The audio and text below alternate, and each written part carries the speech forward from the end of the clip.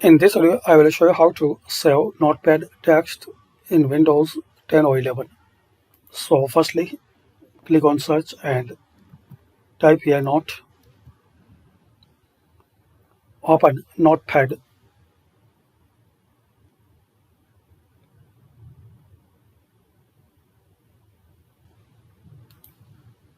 Now paste your data,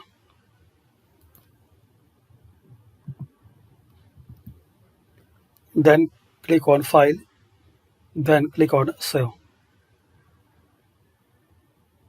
Give any name,